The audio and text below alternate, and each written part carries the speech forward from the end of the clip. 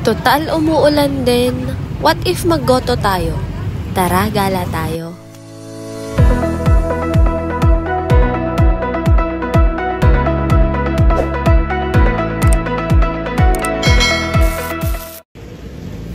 Hi there mga kasinag!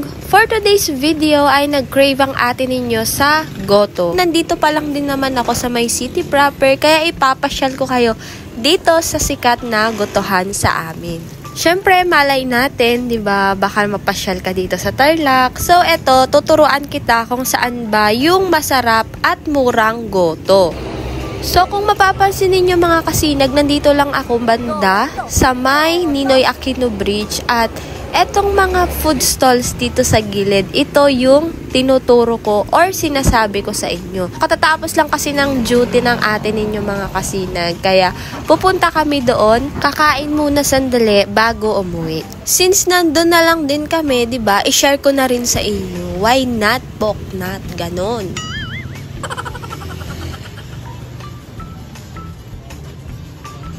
So, dito sa mga food stalls sa gilid ay marami tayong mabibili. Hindi lang mga goto, may mga barbecue, may mga balot, may mga bibingka, ganyan. Pero etong sinasabi ko ay nandito lang siya sa tapat mismo nung multipurpose hall ng Barangay Mabini. Kaya sobrang dali lang ninyong makikita. So, sa lahat ng mga gotohan at parisan dito, eto yung pinaka marami talagang kumakain kahit anong oras kasi nga 24 hours sila. So, ang sinasabi kong gotohan at parisan ay yung kay Kians.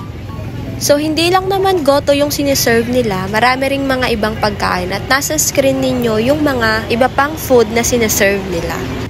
Yung goto special nila dito, yun yung lagi naming in-order. Bali, may dalawang choices of topping siya, which is lechon kawali at baka. Syempre, hindi naman tayo kumakain ng pork, kaya ang lagi nating pinapalagay ay yung baka na toppings. Na-try ko na rin pala dito yung pares nila, so must try din kapag pupunta kayo dito. Yung suka ng tokwa nila dito, may kakaibang lasa, kaya binabalik-balikan ko rin talaga.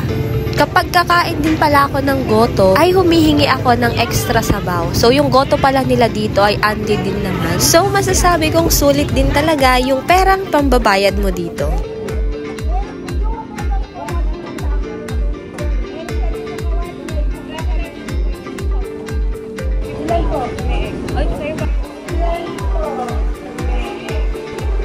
Ginagawa?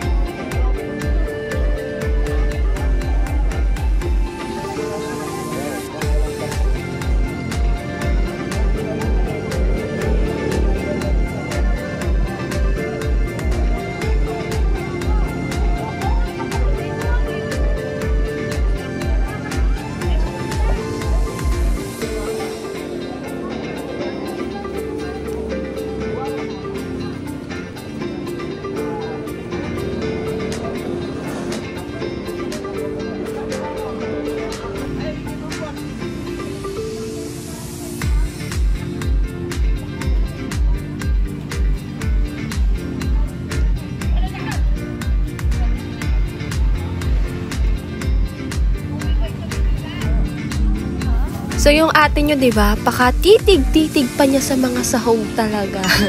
Okay, but anyways, mga kasinag, so, etong i-add ko dito, ito po yung sinasabi ko na sabaw na pwede ninyong hingiin kasi libre lang din naman. Tapos na siya kumain. At ako, tingnan nyo naman. Pagkain niya.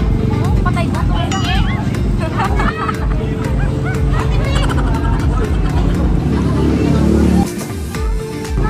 Paparepel ka pa?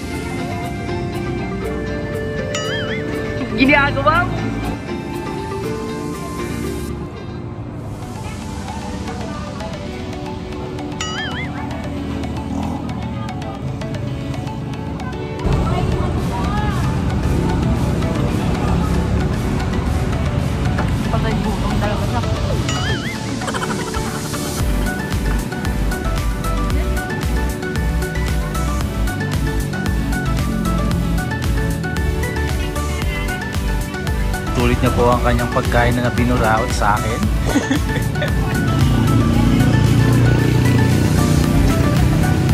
So, eto nga mga kasinag yung barangay hall ng Mabini at eto yung mga kalapit niya na mga landmark na pwedeng maging guide ninyo.